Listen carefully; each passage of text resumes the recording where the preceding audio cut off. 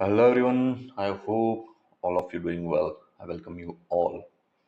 तो बेटो ये जो लेक्चर है ना बहुत ही इम्पोर्टेंट लेक्चर होने वाला है। ठीक है, अब तक हमने जो पढ़ा उसको बहुत अच्छी तरीके से लास्ट टाइम में हम समझने जा रहे हैं। लेकिन पावर शेयरिंग के आउटकम्स, ठीक है, ये आपके बुक में मेंशन नहीं है। ठीक है, लेकिन फिर भी मैं लेक्चर ले रहा हूँ ताकि जब सीबीएस का है ना बेटा, जब सीबीएस सेवा आपको घुमा के क्वेश्चन वह पूछेगा ना, तो उसके लिए काम में आएगा। ठीक है, तो थोड़ा सा ध्यान देके पढ़िएगा।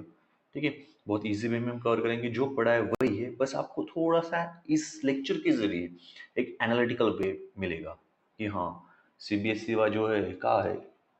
अगर इस तरह से क्वेश्चन पूछेगा तो भैया हम क्या रह पाएंगे, प्रिपेयर रह पाएंगे। एनीवे हम दोनों मॉडल्स के बारे में देखेंगे, बेल्जियम का अकोमोडेशन मॉडल के बारे में देखेंगे और श्रीलंका के मेजोरिटेरियनिज्म मॉडल के बारे में देखेंगे। ठीक है, और जैसे जैसे जाएंगे जो हुआ है उसका थोड़ा बहुत हम रिकॉल करेंगे ताकि आप बहुत अच्छे से कनेक्ट कर पाओ। ठीक है, तो द आउटकम्स इन बेल्जियम।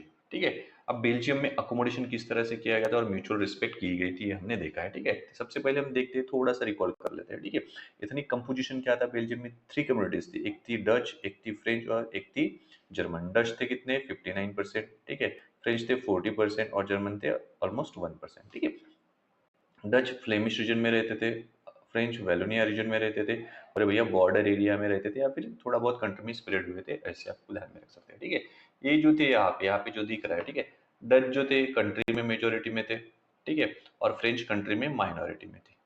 ठीक है, और कैपिटल जो था यहाँ पे ब्रसेल्स, यहाँ पे पूरा का पूरा ट्रेंड ये उल्टा था। ठीक है, फ्रेंच जो थे 80% थे और जो डच थे वो थे 20%। तो यहाँ पे फ्रेंच मेजोरिटी में थे और डच माइनॉरिटी में थे। अब होता क्या है कि जो फ्रेंच है वो रिच एंड पावरफुल होते हैं। क्या होते हैं, रिच एंड पावरफुल होते हैं। रिच एंड पावरफुल, एक सेकंड, ओके ठीक है। रिच एंड पावरफुल होने की वजह से इनका जो इकोनॉमिक रिसोर्सेस है या फिर जो इकोनॉमिक एजुकेशनल जो बेनिफिट्स है वो सबसे पहले फ्रेंच को मिलते थे और बहुत लेटर यानी मच लेटर किसको मिलते थे, डच को मिलते थे। तो इस वजह से यहाँ पे क्या होता था, कॉन्फ्लिक्ट होने की पॉसिबिलिटी थी। ठीक है, तो ये कॉन्फ्लिक्ट ना हो इसलिए उन्होंने भैया बहुत अच्छे से अकोमोडेशन किया था। तो अकोमोडेशन किस तरह से किया था इन्होंने, तो अकोमोडेशन किया था अपना कॉन्स्टिट्यूशन मान लो 1970 से लेके 1993 तक आई थिंक। ठीक है, यहाँ पे यहाँ तक जाते जाते उन्होंने 4 टाइम्स अपना कॉन्स्टिट्यूशन को अमेंड किया था। ठीक है, अमेंड करने के बाद इन्होंने क्या किया था, फेडरल डिवीजन ऑफ पावर किया था। क्या किया था, फेडरल डिवीजन ऑफ पावर, यानी 3 टियर गवर्नमेंट आपको यहाँ पे देखने के लिए मिल जाएगी। तो 3 टियर गवर्नमेंट कौन सी थी, एक थी सेंट्रल गवर्नमेंट, एक थी स्टेट गवर्नमेंट और एक थी कम्युनिटी गवर्नमेंट। ठीक है, और एक गवर्नमेंट इन्होंने एस्टेब्लिश की थी वो थी स्पेशल गवर्नमेंट। ठीक है, अब कम्युनिटी गवर्नमेंट में इन्होंने क्या किया था, कम्युनिटी गवर्नमेंट यानी जनरल गवर्नमेंट एंटायर कंट्री के लिए होती है। ठीक है, और यहाँ पे क्या किया था उन्होंने, इक्वल नंबर ऑफ मिनिस्टर्स रखे थे, किसके, फ्रेंच एंड डच के। ठीक है, स्टेट गवर्नमेंट को ऑटोनॉमी दे दी गई थी। ठीक है, कि आप अपने रीजन में भैया जिस तरह से गवर्न करना चाहते हैं करो। और स्टेट जो थे सबऑर्डिनेट नहीं थे सेंट्रल गवर्नमेंट को, यानी डे टू डे एडमिनिस्ट्रेशन में आपको उसकी सेंट्रल गवर्नमेंट से परमिशन लेने की जरूरत नहीं थी। यानी जो स्टेट गवर्नमेंट को पावर दी गई थी वो कॉन्स्टिट्यूशन के द्वारा दी गई थी। ठीक है, और एक थी कम्युनिटी गवर्नमेंट, कम्युनिटी लेवल पे यहाँ पे गवर्नमेंट एस्टेब्लिश होने वाली थी। ठीक है, और वो एजुकेशनल, कल्चर और लैंग्वेज के मामले में क्या करने वाली थी, काम करने वाली थी। ठीक है, इसके अलावा जो स्पेशल गवर्नमेंट थी वो कहाँ पे, ब्रसेल्स में कैपिटल में एस्टेब्लिश कर दी गई थी। ठीक है, अब जिस तरह से सेंट्रल गवर्नमेंट पे क्या किया था कि जो डच है, हमें पता है कि कंट्री लेवल पे डच मेचोरिटी में थे, तो डच ने क्या किया था, जो माइनॉरिटी है फ्रेंच, ठीक है, उनको रिकॉग्नाइज किया था, उनकी कल्चरल उसके रीजनल माइनॉरिटी को क्या किया था, रिकॉग्नाइज किया था और उनको सेंट्रल गवर्नमेंट में इक्वल मिनिस्टर्स दिए थे। यानी जितने डच के रहेंगे उतने मिनिस्टर कितने रहेंगे, फ्रेंच के रहते हैं। ठीक है, अब स्टेट गवर्नमेंट में क्या होता है, सॉरी स्पेशल गवर्नमेंट में क्या आता है, जो ब्रसेल में एस्टेब्लिश होती है, तो ब्रसेल्स में कैपिटल में फ्रेंच माइनॉरिटी मेजोरिटी में रहते हैं और डच माइनॉरिटी में रहते थे। यहाँ पे जो फ्रेंच है वो क्या करते हैं, जो कम्युनिटी है, किसकी कम्युनिटी, डच की। ठीक है, डच कम्युनिटी के जो कल्चर और रीजनल इंटरेस्ट है उसको क्या करते हैं, उसको कंसिडर करते हैं और डच को स्पेशल गवर्नमेंट में इक्वल नंबर ऑफ मिनिस्टर देते थे। यानी भैया यहाँ पे पावर शेयर की जाती है इक्वली, क्या की जाती है, इक्वली शेयर की जाती है। ठीक है, समझ में आता है। इस वजह से यहाँ पे यानी एक दूसरे के इंटरेस्ट को म्यूचुअल रिस्पेक्ट के जरिए सॉल्व किया गया था। तो यहाँ पे कॉन्फ्लिक्ट नहीं हुआ था क्योंकि यहाँ पे फेडरल डिवीजन ऑफ पावर था। सभी के इंटरेस्ट को क्या किया गया था, माइनॉरिटी एंड मेजोरिटी दोनों के इंटरेस्ट को कंसिडर करके भैया बड़ी ऐसी गवर्नमेंट एस्टेब्लिश की गई थी। लेकिन ये तो हुआ था, लेकिन इस वजह से आउटकम्स क्या हुए, ठीक है, तो आउटकम्स के बारे में अभी हम बात करेंगे, ठीक है। तो सबसे पहला आउटकम है बेटा, बात करेंगे हम नेशनल यूनिटी, ठीक है।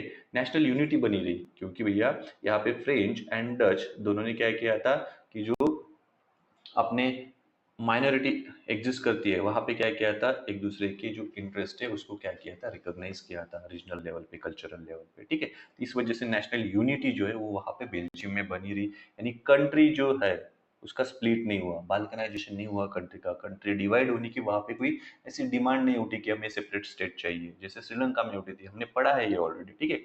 इसके अलावा ये पीसफुल, यहाँ पे अपन बाल्कनाइजेशन ध्यान में रख सकते हो, या फिर कंट्री का डिवाइडेशन नहीं हुआ, नेशनल यूनिटी बनी रही, ठीक है, ये फर्स्ट आउटकम है। और पीस भी बना रहा, ताकि सिविल वॉर नहीं हुआ है यहाँ में बेल्जियम में कभी भी, ठीक है, ये भी आपको यहाँ पे कंसिडर कर सकते हो।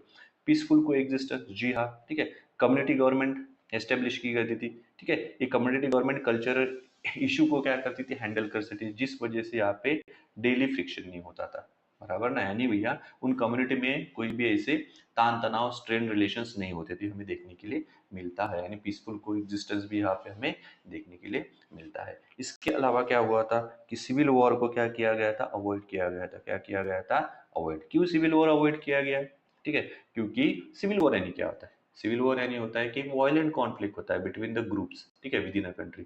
यहाँ पे ऐसा क्यों नहीं हुआ, क्योंकि जहाँ पे डच मेजोरिटी में थे और फ्रेंच माइनॉरिटी में थी, तो वहाँ पे डच ने क्या किया, फ्रेंच के जो कल्चर और रीजनल इंटरेस्ट है, ठीक है, उसको रिकॉग्नाइज किया। और जहाँ पे फ्रेंच मेजोरिटी में थी और डच माइनॉरिटी में थी, वहां पे क्या किया, फ्रेंच ने डच के कल्चर और रीजनल जो इंटरेस्ट है उसको क्या कर लिया, रिकॉग्नाइज किया। इस वजह से बेल्जियम में क्या रही, नेशनल यूनिटी रही और पीस बना रहा, ये आपको ध्यान में रखना है।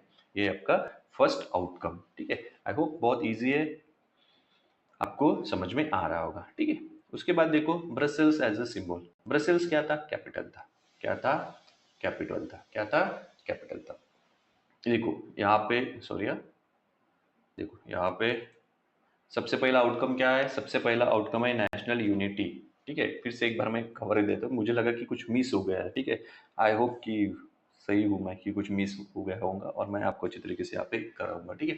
देखो तो क्या आउटकम्स थे, तो तीन आउटकम्स थे, एक थी नेशनल यूनिटी बनी रही, पीसफुल को एग्जिस्टेंस बना रहा और सिविल वॉर अवॉइड हो गया, ठीक है। नेशनल यूनिटी बनी रही, ठीक है, नेशनल यूनिटी किस वजह से बनी रही, क्योंकि इक्वल रिप्रेजेंटेशन यहाँ पे सेंट्रल गवर्नमेंट में दिया गया, तो इस वजह से जो स्प्लिट हो सकता था कंट्री में उसको क्या कर दिया गया, अवॉइड कर दिया गया, ठीक है। अब सेंट्रल गवर्नमेंट में डच ने क्या किया, जो फ्रेंच है उनकी कल्चरल इंटरेस्ट, कल्चरल और रीजनल इंटरेस्ट को कंसिडर करके सेम मिनिस्टर्स दिए उनको, सेम उसी तरह से ब्रसेल्स में भी क्या किया, फ्रेंच ने किया। जो डच माइनॉरिटी में थी वहां पे उनका भैया भी रिकॉग्नाइज करके उनको भी यहाँ पे क्या किया, इक्वल नंबर ऑफ मिनिस्टर्स का रिप्रेजेंटेशन दे दिया। उसके बाद पीसफुल को एग्जिस्टेंस, ये सेकंड आउटकम, क्या है, ये है सेकंड आउटकम, ठीक है। अब सेकंड आउटकम कम्युनिटी गवर्नमेंट, ठीक है, बस वो पढ़ लो, कम्युनिटी गवर्नमेंट आपको अपने आप समझ में आ जाएगा। और civil war, civil war avoid क्यों हुआ बेटा, क्योंकि जो पॉसिबल डिवीजन या फिर जो पॉसिबल कॉन्फ्लिक्ट या फिर स्ट्राइफ जो हो सकता था दो कम्युनिटी के बीच में, डच एंड फ्रेंच कम्युनिटी के बीच में, वो अपने आप अवॉइड कर दिया गया। कैसे अवॉइड कर दिया गया बेटो, ये अवॉइड कर दिया गया इक्वेलिटी के जरिए, किसके जरिए, इक्वेलिटी के जरिए, इक्वल पावर डिस्ट्रीब्यूशन के जरिए, इक्वल पावर डिस्ट्रीब्यूशन के जरिए। अगर पावर इक्वली डिस्ट्रीब्यूट नहीं होता तो यहाँ पे भी क्या होता, कॉन्फ्लिक्ट होता, ठीक है। और इसका एक और आउटपुट है, आउटकम ये है कि Brussels as a symbol, Brussels क्या था, कैपिटल था, ठीक है। ये अरेंजमेंट भैया जो इन्होंने की थी ना, जिस तरह से अपना कॉन्स्टिट्यूशन अमेंड करके इन्होंने जो फेडरल गवर्नमेंट की, फेडरल डिवीजन ऑफ पावर की जो अरेंजमेंट्स की थी, इसको इतना रिकॉग्नाइज किया गया, ठीक है। जब यूरोपियन यूनियन फॉर्म हुआ तब ब्रसेल्स को उसका हेडक्वार्टर डिक्लेयर कर दिया, यानी इतना सक्सेसफुल हुआ, इतना वो इम्प्रेसिव था, ठीक है, उस काल में, ठीक है। तो आप यहाँ पे ध्यान में रख सकते हो, नॉमिनल सा ज्यादा कुछ नहीं है, मेन ये है, ठीक है। क्या आउटकम्स थे, नेशनल यूनिटी बनी रही, पीसफुल को एग्जिस्टेंस हुआ और सिविल वॉर अवॉइड हुआ, और लास्ट में ये कि ब्रसेल्स एज ए हेडक्वार्टर चुना गया यूरोपियन यूनियन का, ये आप यहाँ पे ध्यान में रख सकते हो। और इसके बाद देखो बेल्जियम मॉडल का इम्पैक्ट क्या, बेल्जियम मॉडल का इम्पैक्ट ये हुआ कि बेल्जियम में सिविल वॉर बिल्कुल जीरो है, क्या है, सिविल वॉर बिल्कुल जीरो है। बेसिकली बेल्जियम मॉडल को ट्रांसफॉर्म कर दिया स्टेबल गवर्नेंस में, ठीक है, बराबर ना, क्योंकि जो बेल्जियम में कॉन्फ्लिक्ट अराइज होने के चांसेस थे, ठीक है, जो पोटेंशियली कॉन्फ्लिक्ट था कि हाँ यहाँ पे कॉन्फ्लिक्ट हो सकता है, उसका रीजन भी था French were the rich and powerful, ठीक है, इसी वजह से they got the economic and educational benefit first and Dutch got it much later, ठीक है, so this was the reason for conflict, this was, ठीक है, ये हो सकता था, this might be the reason of conflict, बस इन्होंने क्या किया, लेकिन जो डिवीजन है फेडरल डिवीजन किया पावर का, और उसके जरिए क्या कर लिया, जो पोटेंशियल कॉन्फ्लिक्ट है उसको स्टेबल गवर्नेंस में क्या कर लिया, ट्रांसफर कर दिया, ठीक है, ट्रांसफॉर्म कर लिया, लेकिन किस तरह से किया, तो अपनी जो रीजनल एंड कल्चरल डाइवर्सिटीज है उसको रिकॉग्नाइज करके, बराबर ना, रीजनल जो डिफरेंसेस है, कल्चरल जो डाइवर्सिटीज है उसको रिकॉग्नाइज करके इन्होंने क्या कर दिया बेटा, जो कॉन्फ्लिक्ट हो सकता था उसको एक स्टेबल गवर्नेंस में ट्रांसफॉर्म कर दिया। आई होप आपको यहाँ तक समझ में आया होगा, ठीक है। अब नेक्स्ट लेक्चर में हम देखेंगे कि श्रीलंका के बारे में क्या होता है, ठीक है, तो थोड़ा सा पढ़ लो, अच्छे से लेक्चर्स देख लो, ठीक है, आपको समझ में आएगा। चलो फिर मिलते हैं जल्दी, see you soon, have a good time.